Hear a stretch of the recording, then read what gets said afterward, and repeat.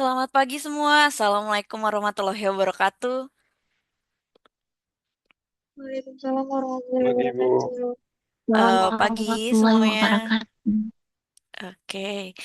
Mungkin hari ini saya mau ngasih tahu untuk minggu depan, karena kan minggu depan pertemuan ketujuh, tapi masih ada masuk gitu ya sebelum Lebaran. Tapi enggak deng, libur kayaknya.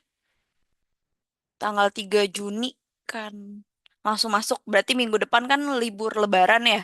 Jadi nanti mungkin tanggal 3 Juninya saya mohon izin gitu ya dari yang pertemuan ketujuh itu.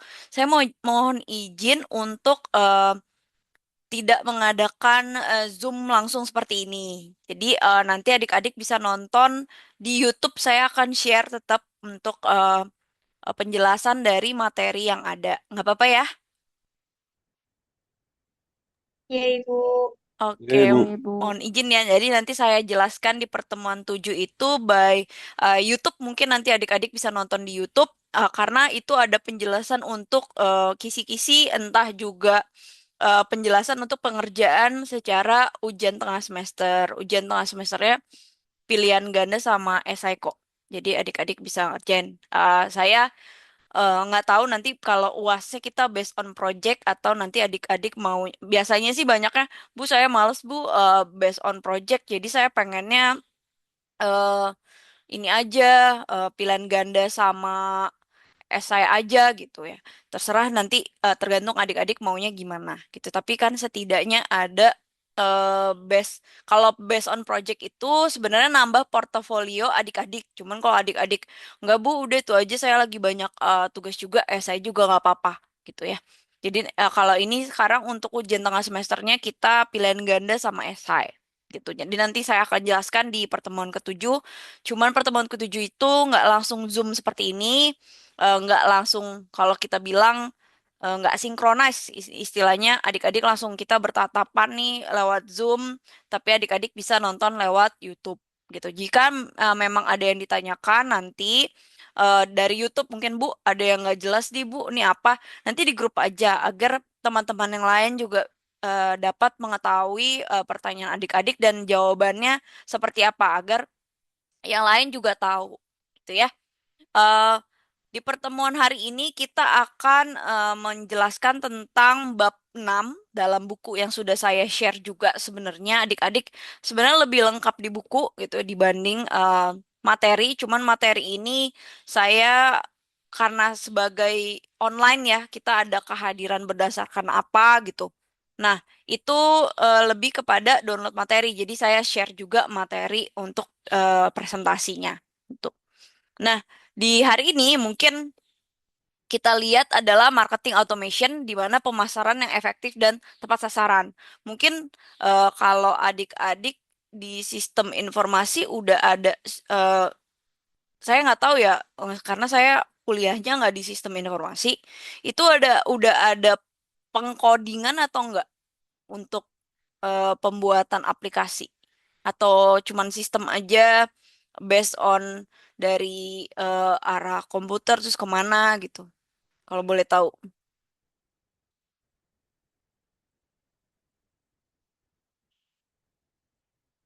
Ada yang udah pernah bikin aplikasi atau nggak pernah?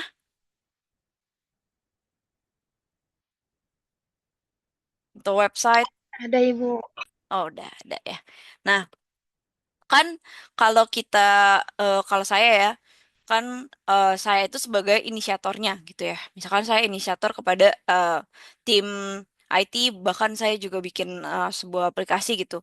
Nah, ketika kita ada miss pembatalan untuk payment atau ada payment, biasanya itu ngelink langsung ke email atau langsung ngelink ke handphone, nomor telepon dari si eh, customer tuh. Nah, di sini kita akan melihat di customer relationship management ini di mana pemasaran efisiensi yang tepat sasaran. Jadi, kalau adik-adik lihat memang untuk biaya marketing ini besar gitu. Kalau memang adik-adik udah terjun langsung ke dalam suatu sistem tersebut gitu ya. Nah, apa sih? itu marketing automation gitu ya. Sebenarnya itu teknologi untuk mengoptimisasi tugas pemasaran repetitif. Jadi memang bertujuannya untuk mengirim pesan gitu ya secara otomatis dan tepat waktu. Nih, kalau adik-adik lihat nih eh setiap setiap kita jam berapa gitu ya. Ini saya ada setiap jam 7 pagi gitu ya. Ini Lazada kirim koin gitu ya. Nah, kalau saya jam 7 pagi gitu, setiap jam 7, jam 8, atau jam 12, yang saya tahu sih biasanya dia ngirimnya jam 7, jam 12, kemudian jam 5 gitu. Nah, saya nggak tahu tuh kenapa dia ngirim terus-menerus secara otomatis gitu. Tapi sekarang balik lagi karena Google udah makin pinter ya. Kalau dulu saya menurut saya itu adalah annoying things gitu ya.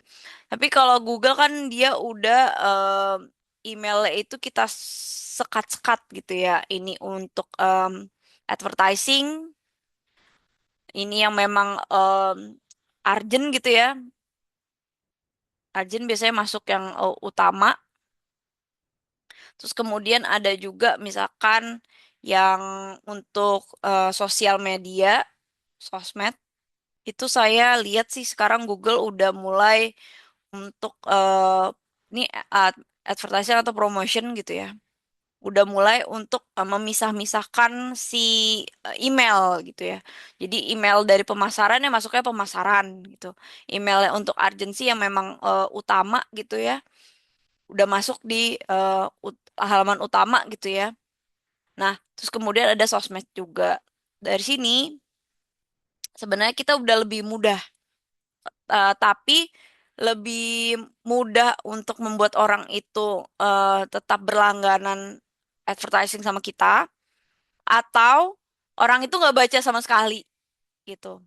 Jadi biasanya sebuah aplikasi itu, kalau kita kan aplikasi ada web, terus ada apps yang di-download, terus ada juga eh, langsung ngelink ke si email gitu ya. Langsung by WA atau email untuk marketingnya. Nah, biasanya orang-orang itu untuk yang ini gitu ya, agak lebih jarang yang by WA ini. Kenapa? Karena bisa aja nanti kan kalau mereka ngerasa, ih ini berisik banget gitu ya. Jadi diblokir. Nah, kalau email masuknya ke yang di luar itu, makanya masuknya di promotion atau advertising. Ini agak orang yang buka email agak lebih jarang dibanding yang buka WA. Tapi WA ini agak hati-hati kalau adik-adik lihat. Sekarang kan nggak ada lagi yang untuk kirim by WA untuk promosi. Kecuali dia itu biasanya pakai em, apa sih di sosmed gitu ya. Nah, ini juga by WA, email, terakhir itu sosmed. Kalau di sosmed itu kita posting-posting aja. Ada jadwal posting. Jadwal posting. Nah, di jadwal posting ini ya kita di WA juga bisa jadwal posting juga. Jadi nggak langsung nge-WA si user ya, tapi kita save aja nomornya dia, dia juga save nomor kita, save untuk adminnya gitu ya. Tapi adminnya tetap kontak lah istilahnya. Kalau misalkan kita nggak di nggak buat aplikasi ya. Tapi kalau buat aplikasi biasanya itu ada agreement untuk notification per jam berapa gitu. Kalau kita agree, kita centang notifnya akan notif terus. Atau kalau misalkan kita nggak agree ya notifnya nggak usah dicentang agar tidak ada notifikasi. Contohnya nih ya, kalau saya lagi ngajar, misalkan saya nyalain handphonenya nggak di silent, Shopee gitu. Atau misalkan Tokopedia. Nah, itu kan bisa dia ngirim notif untuk promosi dari uh, produknya itu. Kalau web itu kita agak lebih susah biasanya itu ngelinknya sama sosmed biasanya. Sosmed atau WA. Sekarang udah kalau adik-adik scroll-scroll itu biasanya suka ada masuk lagi untuk iklan gitu. Nah, dari notice ini ya gitu ya. Misalkan dari apps itu pasti masuk-masuknya ke email lagi adik-adik. Untuk payment. Untuk website juga masuknya lagi ke email juga untuk payment, untuk apa ya, notice. Nah, biasanya mereka agreementnya untuk ke email. Nah, ini yang kalau kita masih secara manual PR banget karena memang di sebuah aplikasi itu kan kalau kita check out gitu ya. Nah, itu kan langsung real time gitu ya secara real time. Nah, oleh karena itu butuhnya adalah otomatis. Dulu saya masih di zaman mungkin adik-adik kelahiran tahun berapa nih? Eh range-nya 2007 2008 kalau boleh tahu bener nggak sih?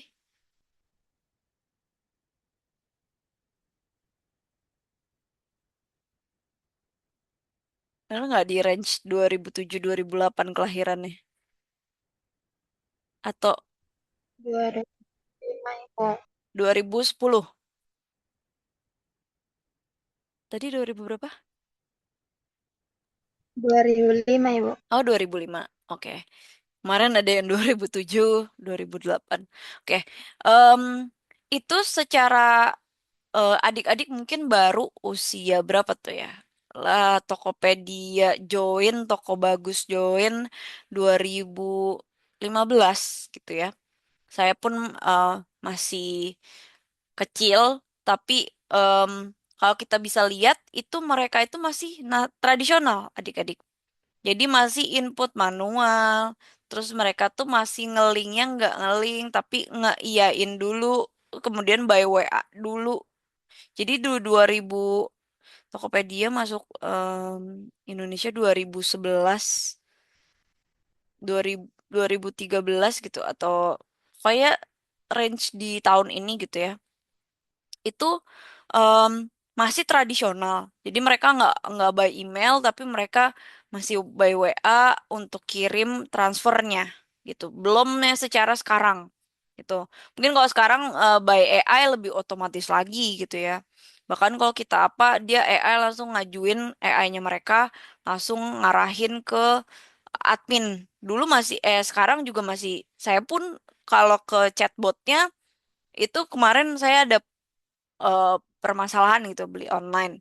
Nah, chatbotnya tuh masih nggak bisa jawab gitu. Akhirnya saya di jam kerja saya tanya chat adminnya baru kelar langsung.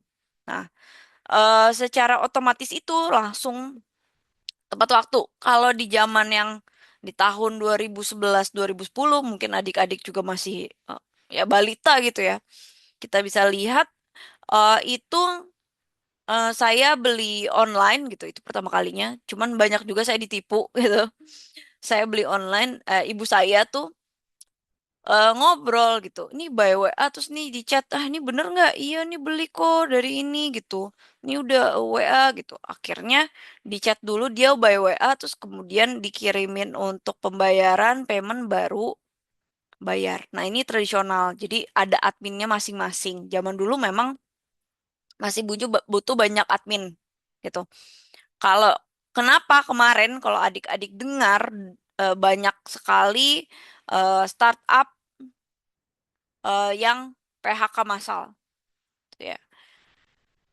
Karena udah mulai otomatisasi gitu ya. Orang-orang yang di belakang tradisional ini mulai tergerus gitu ya. Jadi adik-adik harus berpikir nanti gimana nih untuk lebih lanjut lagi. Karena mungkin menurut pendapat adik-adik yang saya pun dulu ya mikir, ah nggak mau ah jadi orang marketing, nanti kalau kerja nggak usah jadi orang marketing gitu ya. Tapi em, kemarin saya ikut dari wali kota gitu ya, ada arahan bahwa 60% pekerjaan di Indonesia itu adalah sebagai marketing dan sales gitu. Dan hanya sedikit 40% lah itu memang yang di back end atau misalnya istilahnya di balik untuk meja gitu ya. Nah, biasanya banyaknya orang-orang marketing. Tuh, jadi kalau misalkan adik-adik jago tuh di dunia ini gitu ya, itu bisa mungkin aplikasi gitu. Ntar ke arahnya dibutuhkannya sekarang AI engineer gitu ya. AI engineer lagi banyak dibutuhkan. Nah, mungkin kalau adik-adik masuk juga ke bidangnya marketing ini, itu lebih cepat mungkin dapat kerja dibanding yang di bidang lainnya. Karena 60% di Indonesia itu katanya si wali kota ini ya, lagi penyuluhan itu marketing dan sales. Tuh, dibutuhkan banyak sekali. Nah, itu skill sih masuknya. Jadi, kita nggak harus cuap-cuap untuk marketing dan sales ini, tapi kita bisa arahkan untuk membuat secara otomatisasi yang tepat waktu. Nah, kenapa sih marketing automation itu penting gitu ya? Jadi tuh 60% dari yang tidak efektif dalam komunikasi biasanya perusahaan ini gagal untuk menjangkau target audiensnya gitu. Jadi statistik ya, secara statistik ini pun dari penelitian jurnal yang ada gitu ya, 60% itu tidak efektif untuk berkomunikasi sehingga gagal mencapai target audiensnya. Contoh nih ya, kemarin saya iseng, mungkin menurut saya sekarang udah karena terlalu load untuk Instagram ataupun TikTok itu udah terlalu banyak orangnya. Dan mereka bingung dengan niche-nya orang-orang yang asal kesukaannya mereka. Jadi kalau adik-adik, ini kan sosmed gitu ya. Sebelum adik-adik join, pasti adik-adik ditanya kesukaan kalian lebih kemana, fashion, terus ada food apa gitu ya. Adik-adik pilihnya ngasal biasanya kan, centang, centang, centang gitu ya. Nah, si algoritma si mungkin based on aplikasinya atau si AI-nya itu kan kalau adik-adik centangnya food gitu ya. Padahal adik-adik sebenarnya sukanya fashion, asal aja biar join lah. Nah, ini yang adik-adik pasti nanti di dalam untuk sosmednya itu banyakan em, yang lewat kontennya itu adalah makanan gitu. Misalkan adik-adik pilih food gitu.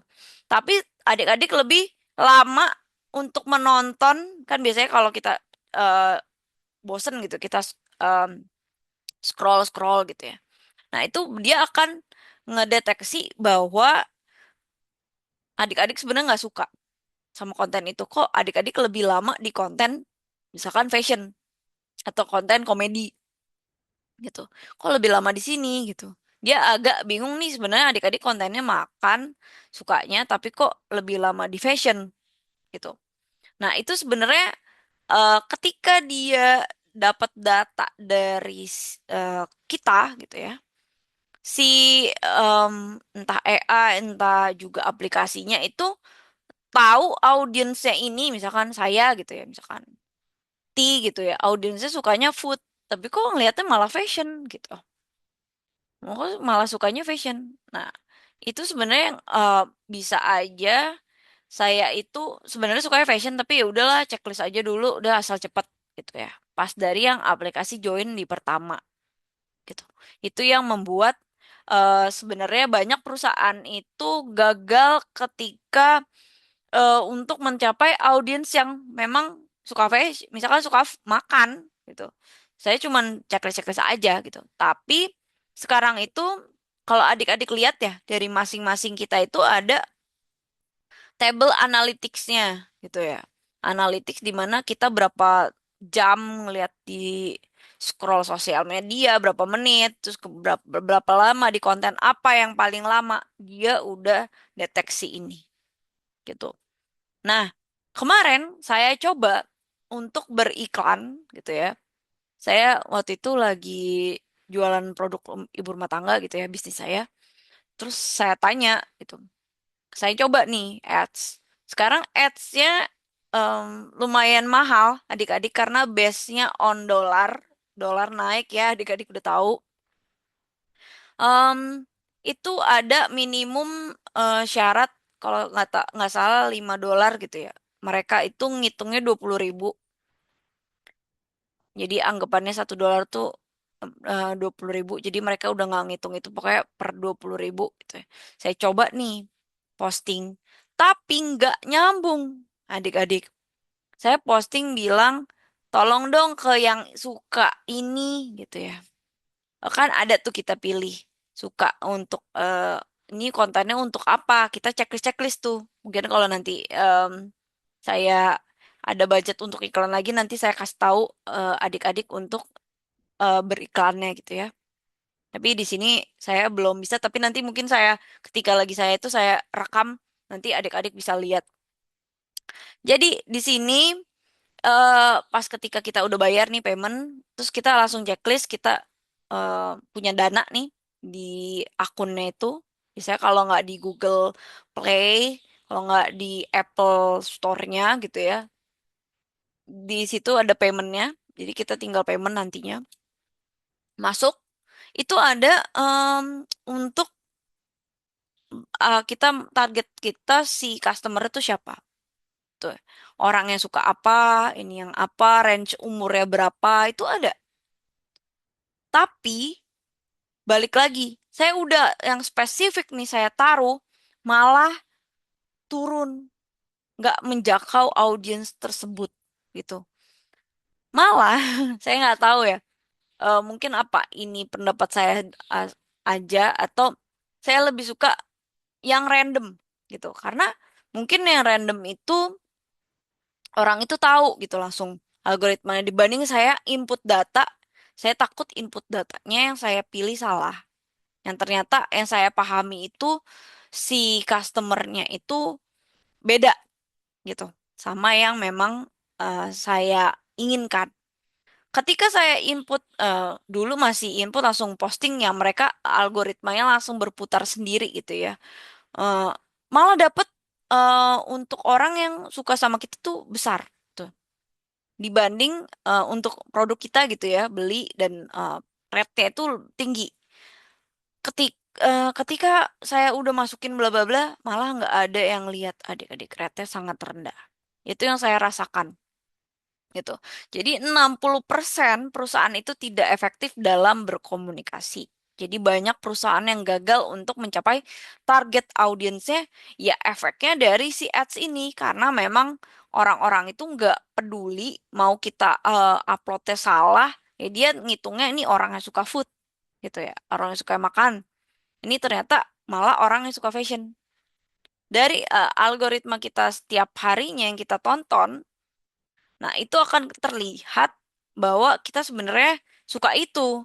Tapi datanya kita itu kan setiap hari itu akan kehapus gitu ya. Karena mereka kan banyak, em, saya aja sekarang di Google aja berisik gitu ya. Bahkan sekarang Telegram juga ada batas minimum. Dulu masih Telegram nggak. Itu bisa jadi apa? Istilahnya kalau adik-adik nggak punya hard disk di situ bisa jadi hard disk gitu karena dia nggak ada batas kuota gitu. Nah, di situ kita ada untuk target itu ternyata nggak optimal gitu. 75% manfaat dari skalabilitas meningkatnya efisiensi dari hasil pemasaran secara signifikan. Jadi, kita bisa lihat lagi di mana nanti mungkin kalau ini kan untuk otomasi ke langsung ke customernya ya. Tapi kalau ini kita perlu lihat lagi di mana kalau kita benar nyampe ke target audiens yang benar, itu kita bisa 75% bisa dapat untuk efisiensi si karena gini, saya mau ngasih tahu, setiap yang kita mereka langsung otomatisasi gitu adik-adik, otomasi misalkan untuk ngecek maps kita, kita di mana. Kemudian untuk mereka kirim langsung ke email secara otomatis. Mereka tuh ada payment, adik-adik. Jadi mereka itu berbayar kepada pihak eh, apa ya pendorong aplikasi yang lain. Jadi untuk langsung kirim itu biasanya ada payment tertentu untuk dapat mengirim secara otomatis gitu. Jadi mungkin adik-adik yang udah bikin aplikasi itu ada beberapa aplikasi kan yang butuh pembayaran.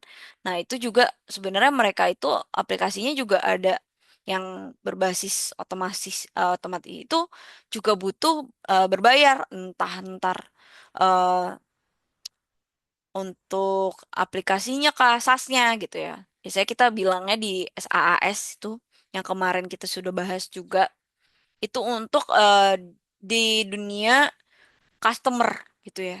Jadi ketika kita isi form pertama, kirim email, selamat datang, kemudian tunggu 2 hari lanjutkan untuk mengingatkan kupon. Biasanya kalau kita di aplikasi, itu kan seperti itu ya. Jangan lupa pelanggan pertama dapat kupon gratis gitu ya. Nah, itu yang menjadi fitur utama marketing otomasi. Jadi, isi formulir, kirim email, tunggu 2 harian itu dapat pengingat kupon. Nah, fitur utama marketing automation itu adalah email marketing. Jadi, fitur utamanya itu mengirim pesan berbasis pelaku pengguna otomasi untuk relevansi yang lebih tinggi. Ini biasanya saya nih setiap hari dapat email untuk seperti ini nih misalkan. Nih, di sini ada promotion. Bisa terlihat ya. Ada promotion di mana tiap hari ada aja promosi. Ini bahkan Gojek juga gitu ya. Saldo untuk promosi berbagai pengguna gitu ya untuk marketing eh, email marketing. Tuh, jadi kita bisa lihat nih penggunanya berapa yang lihat. Saya nggak pernah lihat nih jujur di email. Ini marketing semua nih untuk promotion. Tapi, sorry. Oke, balik lagi. Kita itu bisa juga untuk memanage media sosial kita untuk secara efisien langsung bisa kirim postingan kita untuk interaksi ke berbagai platform. Jadi misalkan di YouTube nyalakan loncengnya ya kakak, misalkan kemudian di Instagram bisa masuk ke join ke ini kita kan nanti ada produk-produk terbarunya. Join ke apa tuh namanya? Untuk saya lupa join ke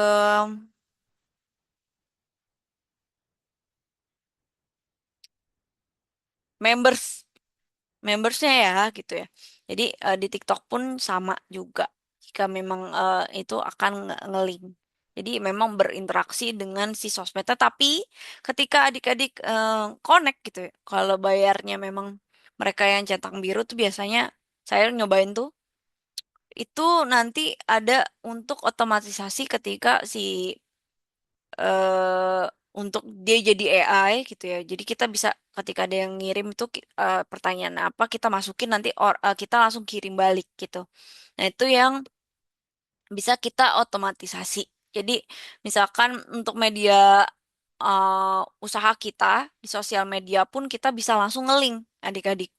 Jadi itu sih bisa dicoba-coba aja adik-adik coba-coba dulu di sosial media karena lebih gratis dibanding nanti ada nge-link ke email, kemudian untuk payment gitu. Saya sekarang lagi develop untuk bikin sendiri gitu ya. Dimana saya perlu untuk menjadi aplikasi yang berbayar, bisa untuk payment itu perlu adanya SIP gitu, surat izin perusahaan. Nah, di situ panjang lagi tuh, harus di-apply dulu gitu ya. Nah, itu yang butuh eh, next lagi. Tapi kalau adik-adik mau belajar, menurut saya sosial media eh, lebih utama lah untuk tanpa modal untuk melakukan marketing automation ini karena mereka udah nyiapin gitu. Nah, kemudian ada lead nurturing. Jadi untuk proses mendewasakan prospek melalui komunikasi yang tepat waktu dan relevan. Jadi memang kalau kita bilang di marketing itu adalah prospek untuk customer. Jadi customer itu untuk paymentnya berapa, kita kan udah ngitung ya. Waktu yang awal itu dia kira-kira eh, pembeliannya berapa banyak, berapa juta dia habiskan untuk sebulan, gitu. Berapa yang mereka beli di aplikasi kita, gitu. Dan ada landing page. Jadi untuk halaman khusus untuk mengumpulkan data prospek secara efektif. Jadi biasanya kalau adik-adik masuknya ntar digital, digital marketing, itu ada nanti landing page, terus ada nurturing gitu ya. Nah itu saya nggak bisa jelaskan langsung karena kita kan belajarnya tentang customer relationship ya. Jadi nanti ada ada website nanti saya akan share. Mungkin kalau mau kursus gratis dapat, saya nggak tahu itu masih gratis apa enggak. Nah itu bisa dari pemerintah, adik-adik bisa dapat BNSP di situ. Gratis dari pemerintah. Tapi saya nggak tahu pemerintahnya itu ada berbasis daerah, ada yang pemerintahan secara total, ada kementerian. Nah, itu tergantung nanti kalau misalkan di Jakarta sih banyak ya untuk payment gratis-gratis gitu, tapi saya nggak tahu kalau misalkan non DKI itu. Nah, itu juga ada analytics dan attribution. Jadi untuk memantau, menganalisis sumber leads untuk strategi pemasaran yang lebih baik. Nah, itu yang tadi ya di aplikasi itu kan suka ada analytics. Nah, itu kira-kira buat data mereka analitis untuk kita fashion, misalkan kita fashion atau food gitu ya, atau misalkan yang lainnya. Nah, itu mereka analisis tuh, oh nih orangnya suka ini gitu. Nah, itu yang bisa kita targetkan. Nah, hubungan marketing dan sales sendiri biasanya ada konflik kualitas adik-adik. Jadi kalau marketing itu biasanya kalau adik-adik bisa bedain, kan adik-adik taunya, oh nggak mau jadi orang marketing. Marketing itu adalah orang yang eh, mencari cara gimana caranya untuk penjualan itu naik. Kalau sales itu yang ngejual gitu. Kalau marketing itu istilahnya strategi. Kalau sales itu yang ngejual istilahnya. Jadi marketing itu orang yang membuat leads gitu ya. Untuk sales ini adalah yang eh, menjualnya langsung gitu. Jadi memang sering eh, konflik kualitas gitu ya, antara si sales sama si marketing. Biasanya kalau marketing udah buat leads-nya atau misalkan kalau kita bilang itu adalah kata-kata, tulisan untuk membuat customer itu mau beli gitu. Si sales ini yang prospek langsung gitu. Langsung nyamperin atau entah langsung menanyakan bahwa si leads-nya ini atau yang ditulis oleh si marketing ini rendah gitu atau tulisannya dia itu rendah gitu. Dan dapat menghambat proses penjualan. Nah, itu yang membuat karena yang si sales ini orang lapangan, si marketing ini orang kantor, istilahnya yang sebenarnya neliti aja yang customer kira-kira suka. Tapi si sales ini yang tahu gitu sebenarnya. Tapi dia kan nggak bisa nulis gitu untuk kira-kira strateginya gimana. Nah, kadang itu yang membuat menghambat proses penjualan. Itu. Kemudian ada solusi otomatisasi dengan mengimplementasikan marketing automation dengan lead scoring. Jadi nanti leads-nya ini berkualitas. Leads itu apa sih gitu ya? Nah, leads itu tuh seperti ini. Saya mau cari contoh yang aplikasi. Oke, ini kayak bagus.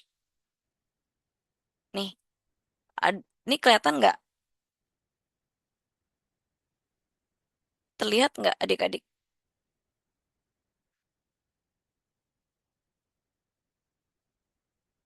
Saya masuk ke ini deh, biar adik-adik bisa lihat. Nah, itu adalah solusi untuk otomatisasi. Nanti adik-adik join lagi ya untuk perkuliahan kita. Sebentar. Join lagi aja ya nanti. Ntar dulu. Gmail. Saya mau kasih lihat untuk leads-nya. Oke, promosi.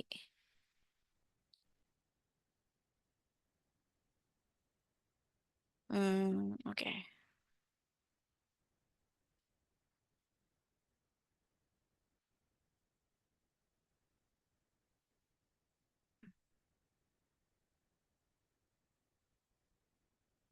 Bisa terlihat ini emailnya? Itu. Oke. Ini adalah suatu leads adik-adik. Ini si Samsung ngasih promosi gitu ya. Ini tentang TV gitu ya. Misalkan dia, oh ini ada new TV experience. Ini adalah leads-nya adik-adik. Jadi di mana satu row yang membuat kita, ayo yuk purchase yuk, gitu istilahnya. Untuk promosi ke dalam membeli di aplikasinya mereka. Ini saya langsung ke aplikasinya karena menurut saya lebih murah aja dibanding adik-adik beli di sosmed gitu. Walaupun kadang di sosmed atau mungkin di e-commerce itu ada diskon, tapi di sini tuh kayak ada reward-reward gitu. Gitu. Nah, ini ada untuk redeemnya gitu. Nah, ini tuh adalah leads-nya. Nah, di sini kita bisa balik solusi otomatisasi gitu ya. Jadi memang si lead score-nya itu nanti dari leads itu kan ada yang ngeklik. Nah, itu mereka punya data tersendiri untuk meningkatkan efisiensi dan produktivitas tim tersendiri. Jadi memang harus disaring. Nah, dapat disaring lagi, dikirim baru waktu yang tepat. Misalkan di jam-jam lagi gajian gitu ya. Misalkan tanggal 25 ke atas gitu. Sampai tanggal awal-awal lah bulan. Itu yang membuat mereka payment atau gimana nih solusinya gitu. Gitu. Join lagi ya adik-adik. Nanti kita ada mungkin ngejelasin tentang forum. Sebenarnya simple, easy gitu ya. Cuman kita ada tugas di forum itu. Oke?